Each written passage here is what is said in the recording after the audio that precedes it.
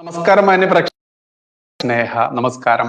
നോക്കൂ, ഡൽഹി മുഖ്യമന്ത്രി അരവിന്ദ് കെജ്രിവാൾ എന്ന് പറയുന്ന കട്ടയ്ക്ക് പച്ചയ്ക്ക് പറയാവുന്ന രാജ്യദ്രോഹി, ആ രാജ്യദ്രോഹി മാസങ്ങളോളം ജയിലിൽ കിടന്ന് രാജ്യദ്രോഹത്തിനും അതിനിഗൂഢമായിട്ടുള്ള രാജ്യത്തിനെതിരെ യുദ്ധം ചെയ്യാൻ വേണ്ടി നടത്തിയ പ്രവർത്തനങ്ങൾക്കുമാണ്, അതല്ലെങ്കിൽ കോടിക്കണക്കിന് രൂപയുടെ അട്ടിമറി ഒരു നാടിന് രാജ്യത്തിന് തന്നെ ഒറ്റുകൊടുക്കാൻ വേണ്ടി ശ്രമിച്ചതിനാണ് അയാൾ ജയിലിൽ കിടന്നത് എന്ന് നമ്മൾക്കറിയാം. എന്തായാലും അയാൾ കഴിഞ്ഞ ദിവസം ജാമ്യത്തിൽ ഇറങ്ങിയതും അയാൾക്ക് ജാമ്യമായിട്ട് അതിന്റെ നിബന്ധനകൾ വെച്ചതിൽ മുഖ്യമന്ത്രിയായിട്ട് നിയമസഭയിലേക്ക് കയറാനോ അതല്ലെങ്കിൽ മുഖ്യമന്ത്രിയുടെ പദവി ഉപയോഗിക്കാനോ ആ പരിസരത്ത് എവിടെയും പോകാൻ പാടില്ല എന്ന് അതിശക്തമായിട്ടുള്ള നിബന്ധനകൾ വെച്ചുകൊണ്ട് തന്നെ അയാൾക്ക് ജാമ്യം അനുവദിച്ചതൊക്കെ നമ്മൾ കണ്ടതാണ്. അയാൾ ഇനി എത്രത്തോളം ജാമ്യത്തിൽ ഇറങ്ങിക്കഴിഞ്ഞാലും അയാൾക്ക് ഒരിക്കലും ഇനി ഈ പറയുന്ന രാജ്യത്തെ കട്ടുമുടിക്കാനോ രാജ്യദ്രോഹത്തിനോ ഒരു അവസരവും കിട്ടാത്ത രീതിയിൽ തന്നെ പൂർണ്ണമായ തെളിവ് സഹിതം അന്വേഷണ ഉദ്യോഗസ്ഥന്മാർ അയാളെ പൂട്ടിയിട്ടുണ്ട് എന്നുള്ളതാണ് യാഥാർത്ഥ്യം. അതുകൊണ്ട് തന്നെ അയാളെ വെളുപ്പിക്കാൻ ഇറങ്ങിയ കുറെ ടീം, ഇയാൾ ജാമ്യത്തിൽ ഇറങ്ങിയതുമായി ബന്ധപ്പെട്ട് കഴിഞ്ഞ ദിവസം ചർച്ചകൾ ഇഷ്ടംപോലെ ചാനലുകളിൽ നടന്നിരുന്നു. അതിൽ ചാനലുകളിൽ ഇറങ്ങിയ ആ ചർച്ചയിൽ വെളുപ്പിക്കാൻ വേണ്ടി ഇറങ്ങിയിട്ടുള്ള ഒരുപാട് കോൺഗ്രസ്സുകാരും ഒരുപാട് കമ്മ്യൂണിസ്റ്റുകളും പിന്നെ ഞമ്മന്റെ ജിഹാദി കൂട്ടങ്ങളും ഒക്കെ ഇവർക്ക് രാജ്യത്തിനെതിരെ ആര് നിലപാടെടുക്കുന്നോ അവർ ഇവർക്ക് വലിയ ധീരോതിഹാസ നായകന്മാരാണല്ലോ, നായികമാരാണല്ലോ. അതുകൊണ്ട് തന്നെ ഈ അരവിന്ദ് കെജ്രിവാളിനെ വെളുപ്പിക്കാൻ ഇറങ്ങിയിട്ടുള്ള ഇവിടെ നാലാംകിട കൂട്ടിക്കൊടുപ്പ് മാധ്യമങ്ങളും അതുപോലെ കോൺഗ്രസ്സുകാരും കമ്മ്യൂണിസ്റ്റുകാരും ജിഹാദി കൂട്ടുകെട്ടുമൊക്കെ ഉൾപ്പെടെയുള്ള ആളുകൾക്ക് കഴിഞ്ഞ ദിവസം സന്ദീപ് വാര്യർ കൊടുത്തൊരു മറുപടി ഉണ്ട്. ഒരു ഒന്നൊന്നര മറുപടിയാണ്. അത് കേൾക്കേണ്ടതാണ്, മാക്സിമം നമ്മളത് മനസ്സിലാക്കേണ്ടതാണ്, പ്രചരിപ്പിക്കേണ്ടതാണ്. കേട്ടു നോക്കാം നമ്മൾക്കത്. ഓണത്തിന് ഞങ്ങളുടെ നാട്ടിലൊക്കെ വഴുക്കുമരം കയറ്റം എന്ന് പറഞ്ഞൊരു മത്സരം നടത്തും. ഈ വഴുക്കുമരം എന്ന് പറഞ്ഞാൽ ഒരു കവുങ്ങ് ചെത്തി വളരെ മിനുസമുള്ളതാക്കി അതിൽ ഗ്രീസ് അതുപോലെ ഈ പച്ചമുട്ടയൊക്കെ തേച്ച് അതിന് മുകളിലേക്ക് കയറാൻ വളരെ പ്രയാസമുള്ള രീതിയിൽ അത് ഒരു നിലത്തുറപ്പിക്കും. അത് കഴിഞ്ഞ് അതിലേക്ക് കഷ്ടപ്പെട്ട് കയറി അതിന് ഏറ്റവും മുകളിലെത്തുന്നയാളാണ് വിജയ്.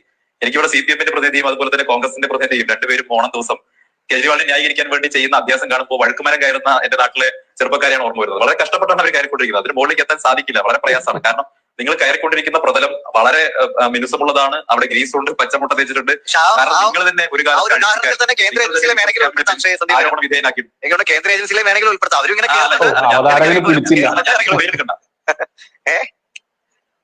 അല്ല, നിങ്ങൾ അവർക്ക് വേണ്ടി പേരെടുക്കണം. ഇവിടെ ഈ രണ്ടു കൂട്ടരും കാണിക്കുന്ന അഭ്യാസം എന്താ? ഡൽഹി ലിക്കർ സ്കാമിൽ 100 കോടിയുടെ അഴിമതി നടന്നുവെന്നും അതുകൊണ്ട് കേജ്രിവാളിനെതിരായിട്ടുള്ള നടപടി വേണമെന്ന് ആവശ്യപ്പെട്ട് ലഫ്റ്റനന്റ് ഗവർണർക്ക് പരാതി കൊടുത്ത പാർട്ടിയുടെ പ്രതിനിധിയാണ് രാജു പി നായർ. നിരന്തരമായി ഡൽഹി ലിക്കർ സ്കാമിന്റെ പേരിൽ ഡൽഹിയിൽ പത്രസമ്മേളനം നടത്തുകയും കേജ്രിവാൾ അഴിമതിക്കാരനാണെന്നും ഇയാളെ പുറത്തുവിടുന്ന ജയിലടക്കണമെന്നും നിരന്തരമായി ആവശ്യപ്പെട്ടത് ഡൽഹിയിലെ കോൺഗ്രസ് ഘടകമാണ്. നോക്കൂ, ഈ അരവിന്ദ് കെജ്രിവാളിനെ ജയിലിൽ അടയ്ക്കാൻ വേണ്ടിയിട്ടുള്ള അന്വേഷണവും അതിനുള്ള അവസാനം ഇയാൾ ജയിലിൽ അടയ്ക്കപ്പെട്ടതും ആരുടെ പരാതി പ്രകാരമാണെന്ന് അറിയാമോ? അതാണ് സത്യത്തിൽ ആദ്യം അറിയേണ്ടത്. അത് കോൺഗ്രസ്സുകാരുടെ പരാതി പ്രകാരമാണ്. അത്തരത്തിൽ ജയിലിൽ അടയ്ക്കപ്പെട്ട് മാസങ്ങളോളം ജയിലിൽ കിടന്ന് 100 കോടിക്കടുത്ത് അഴിമതി നടത്തിയ രാജ്യദ്രോഹി അരവിന്ദ് കെജ്രിവാൾ ജാമ്യത്തിൽ ഇറങ്ങിയപ്പോൾ BJP-യെയും RSS-നെയും പ്രതിരോധിക്കാൻ എന്ന പേരിൽ ഈ പറയുന്ന അരവിന്ദ് കെജ്രിവാളിനെ വെളുപ്പിക്കാൻ ഇറങ്ങിയ രാജു പി നായർ എന്ന് പറയുന്ന കോൺഗ്രസിന്റെ ചാനൽ പ്രതിനിധിക്ക് വയറു നിറച്ചും ഇതിൽ പരം കൊടുക്കാനൊന്നുമില്ല എന്നുള്ളതാണ് സത്യം. ബാക്കിയൂടെ കേട്ട് നോക്കാം. അവരാണ് പരാതിക്കാർ, ഏറ്റവും ആദ്യം മുന്നിൽ നിന്നവരാണ്. ഒക്കെ കഴിഞ്ഞ് നിങ്ങൾ മുന്നണിയുടെ ഭാഗമായപ്പോൾ കേജ്രിവാൾ മാന്യനായോ? മാത്രമല്ല കേജ്രിവാളിനെ ഒരു സുപ്രഭാത അറസ്റ്റ് ചെയ്യുകയല്ലേ ഉണ്ടായി. ഇപ്പൊ ഇവര് പറഞ്ഞു കഴിഞ്ഞാൽ ഇലക്ഷന്റെ തലേദിവസം അറസ്റ്റ് ചെയ്ത് പറയണം, അങ്ങനെയല്ല. ആ കേസുമായി ബന്ധപ്പെട്ട് ഡൽഹി ഉപമുഖ്യമന്ത്രി എത്ര കാലം അറസ്റ്റ് ചെയ്ത? ആ കേസുമായി ബന്ധപ്പെട്ട് സഞ്ജയ് സിംഗിനെ അതിനും എത്ര കാലം അറസ്റ്റ് ചെയ്ത? അപ്പൊ ഡൽഹിയിലെ ഉപമുഖ്യമന്ത്രിയും സഞ്ജയ് സിംഗും അടക്കമുള്ള ആം ആദ്മി പാർട്ടിയുടെ പ്രധാനപ്പെട്ട നേതാക്കൾ ഈ കേസിൽ അതിനും എത്രയോ കാലം അറസ്റ്റ് ആയിട്ടുണ്ട്. കേജ്രിവാൾ മുഖ്യമന്ത്രി എന്ന അദ്ദേഹത്തിന്റെ പദവി ദുർവിനിയോഗം ചെയ്തുകൊണ്ട് ഏജൻസികളുടെ നിരന്തരമായിട്ടുള്ള ഹാജരാവാനുള്ള നോട്ടീസിനെ ഇവേഡ് ചെയ്തുകൊണ്ട് നടക്കുകയായിരുന്നു. നമ്മുടെ നാട്ടിൽ ഒരു സാധാരണക്കാരനായിട്ടുള്ള ഒരു വ്യക്തിക്ക് ഏതെങ്കിലും ഒരു അന്വേഷണ ഏജൻസി ഹാജരാവാൻ ആവശ്യപ്പെട്ട് കഴിഞ്ഞാൽ ഹാജരായിട്ടില്ലെങ്കിൽ ഉണ്ടാവുന്ന അവസ്ഥ എന്താണ്? അപ്പൊ മുഖ്യമന്ത്രി എന്ന പദവി ദുരുപയോഗം ചെയ്തുകൊണ്ട് ഏതിനെയൊക്കെയാണോ ഒരു കാലത്ത് കേജ്രിവാൾ എതിർത്തത്, ഏതൊക്കെ തരത്തിലുള്ള ഈ അധികാരത്തിന്റെ ദുർവിനിയോഗത്തെയാണോ കേജ്രിവാൾ ഒരു കാലത്ത് എതിർത്ത് ഈ അഴിമതി വിരുദ്ധ പോരാട്ടത്തിന്റെ അപ്പോസ്തലനായി ഈ രാജ്യത്ത് നിലയുറപ്പിച്ചത്, ആ രീതികളെല്ലാം അവലംബിച്ചുകൊണ്ട് ഈ അഴിമതി അന്വേഷണത്തെ തകർക്കാൻ വേണ്ടി, ഇല്ലാതാക്കാൻ വേണ്ടി കേജ്രിവാൾ പലതവണ പരിശ്രമിച്ച് പരാജയപ്പെട്ടതിന് ശേഷമാണ് അയാൾ ജയിലിലേക്ക് പോയത്. അതല്ലാതെ ഒരു സുപ്രഭാതത്തിൽ പോയി കേജ്രിവാളിനെ അറസ്റ്റ് ചെയ്യുകയല്ല ഉണ്ടായത്. ഒരു തവണയല്ല, 9 10 തവണയാണ് കേജ്രിവാൾ ED-യുടെ ഹാജരാവാനുള്ള നോട്ടീസ് അനുസരിക്കാതിരുന്നത്. ഇവിടെ ഇന്ന് സുപ്രീം കോടതിയുടെ ജാമ്യം കിട്ടിയതിനെ ആഘോഷിക്കുന്നുണ്ടല്ലോ ആം ആദ്മി പാർട്ടിയുടെ വക്താവ്. ഞാൻ ചോദിക്കട്ടെ, ഇതേ സുപ്രീം കോടതി നേരത്തെ കേജ്രിവാൾ ബെയിൽ ആപ്ലിക്കേഷനുമായി പോയപ്പോൾ ഇതിൽ മണി ട്രെയിൽ കണ്ടെത്തിയിട്ടുണ്ട് എന്ന് കൃത്യമായി പറഞ്ഞിട്ടുണ്ട്. ഡൽഹി ഹൈക്കോടതി പറഞ്ഞിട്ടുണ്ട്, മണി ട്രെയിൽ കണ്ടെത്തിയിട്ടുണ്ട്, അഴിമതി നടന്നിട്ടുണ്ട് എന്നുള്ള കാര്യം തർക്കമൊന്നുമില്ല.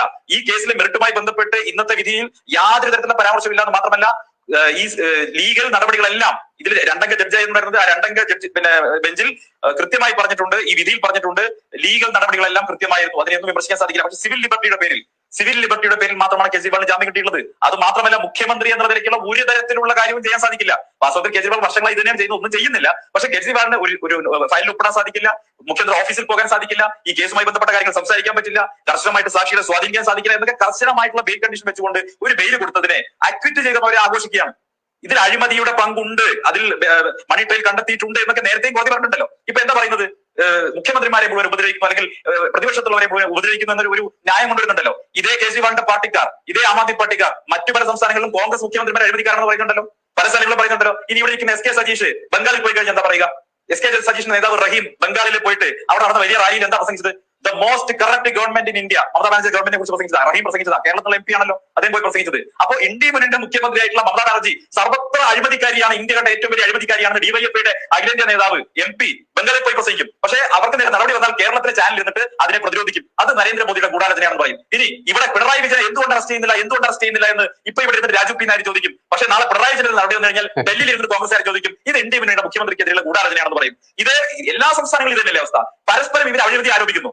ഈ ഹേമന്ത് സോറനെതിരെ ഇവർ അഴിമതി ആരോപിച്ചിട്ടില്ലേ? ഹേമന്ത് സോറൻ അഴിമതിക്കാരനല്ല എന്ന് അവരുടെ സംസ്ഥാനത്തിലെ കോൺഗ്രസ്സുകാർക്ക് അഭിപ്രായമുണ്ടോ? ഇല്ല. അപ്പൊ എല്ലാ സംസ്ഥാനങ്ങളിലും ഇത് തന്നെയാണ് പരിപാടി. പരസ്പരം അഴിമതി ആരോപിക്കുക, പരസ്പരം പരാതി കൊടുക്കുക, എന്നിട്ട് നടപടി വരുന്ന സമയത്ത് അയ്യോ ഞങ്ങളുടെ ആളെ അറസ്റ്റ് ചെയ്തതെന്ന് പറയുക.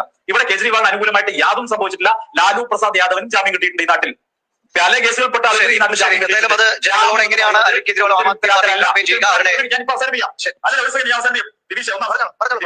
ഒരു മിനിറ്റ്. ഇവിടെ ആം ആദ്മി പാർട്ടിയുടെ പ്രതിനിധി വലിയ മാലാഖ വിളിച്ചല്ലോ. ഈ കേജ്രിവാൾ മുഖ്യമന്ത്രിക്ക് ആവുന്നതിന് മുമ്പ് പറഞ്ഞിരുന്ന കാര്യം എന്താണ്? ആദ്യം രാജി പിന്നീട് അന്വേഷണം. ഇതായിരുന്നു നിലപാട്. എല്ലാ കേസുകളിലും അങ്ങനെയായിരുന്നു നിലപാട്. എന്റെ മുഖ്യമന്ത്രിയായപ്പോൾ നിങ്ങൾ നിലപാട് മാറി, രാഷ്ട്രീയത്തിൽ വന്നപ്പോൾ നിലപാട് മാറി. ഇപ്പൊ രാഷ്ട്രീയ പാർട്ടിയാണ് തടസ്സപ്പെടും. ഞങ്ങളുടേത് രാഷ്ട്രീയ പാർട്ടിയാണെന്ന് പറഞ്ഞ ന്യായീകരണത്തെയാണ്.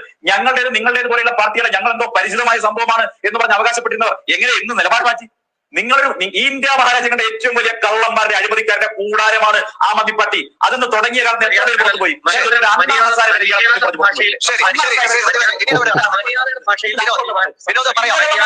വിനോദിന് വിനോദ് ഞാൻ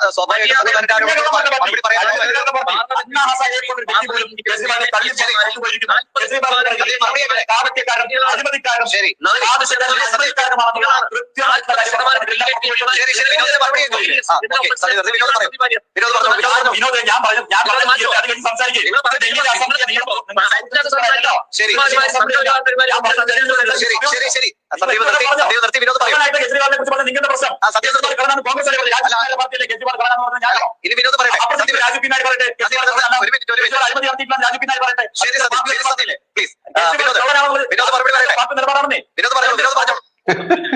നോക്കൂ, അരവിന്ദ് കെജ്രിവാൾ എങ്ങനെയാണ് ഭരണത്തിലേറിയതെന്ന് കൂടി നമ്മൾ ജസ്റ്റ് ഒന്ന് സംസാരിക്കേണ്ടതുണ്ട്. അണ്ണാ ഹസാരെ എന്ന് പറയുന്ന അഴിമതിക്കെതിരെ നിരാഹാര സമരമൊക്കെ ഇരുന്ന ഒരു കിളവനെ എല്ലാവർക്കും ബോധമുണ്ട്. അദ്ദേഹത്തെ ചെറുതാക്കി പറയുകയല്ല, ഒരു വയസ്സനായിട്ടുള്ള ഒരു വ്യക്തി. അദ്ദേഹത്തെ നമ്മൾ കണ്ടതാണ്.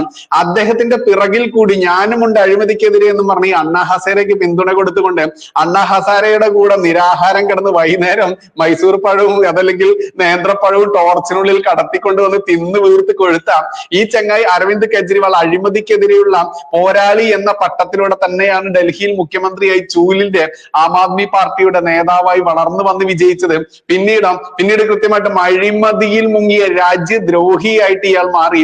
അവസാനം അയാളെ വളർത്തിക്കൊണ്ടുവന്ന അണ്ണാ ഹസാരെ തന്നെ പറഞ്ഞു, ഉപ്പ് തിന്നവൻ വെള്ളം കുടിക്കും. അരവിന്ദ് കെജ്രിവാൾ ജയിലിൽ കിടന്ന് വെറുതെ അല്ല, അഴിമതി രാജ്യദ്രോഹം നടത്തിയത് കൊണ്ട് തന്നെയാണെന്ന് അയാളെ വളർത്തിക്കൊണ്ടുവന്ന അണ്ണാ ഹസാരെ തന്നെ പറഞ്ഞിരുന്നു. അതുകൊണ്ട് ഇത്തരത്തിലുള്ള ഇവന്മാരെ, അഴിമതി വീരന്മാരെ, രാജ്യദ്രോഹികളെ, ഇസ്ലാമിക കൊടും ഭീകരന്മാരെ, എന്തൊക്കെ നമ്മുടെ രാജ്യത്തിനെതിരെ ആരൊക്കെ പ്രവർത്തിക്കുന്നോ അവരെയൊക്കെ വലിയ പോരാളികളാക്കി വളർത്തിയെടുക്കുന്ന മാധ്യമങ്ങൾ, അവർക്ക് പിന്തുണ കൊടുക്കുന്ന മാധ്യമങ്ങളായാലും ഇതുപോലത്തെ കുഴലൂത്ത് കോൺഗ്രസ്സുകാരായാലും കമ്മ്യൂണിസ്റ്റ് നരഭോജി കൂട്ടങ്ങളായാലും ഇസ്ലാമിക കൊടും ഭീകര വർഗമായാലും ഇവർക്കൊക്കെ വായിൽ കൊടുക്കുക, അടിച്ചു കൊടുക്കുക എന്ന് നമ്മൾ കേട്ടിട്ടുണ്ട്. അത് തന്നെയാണ് കൃത്യമാണ് സന്ദീപ് വാര്യർ കൊടുത്തിരിക്കുന്നത്.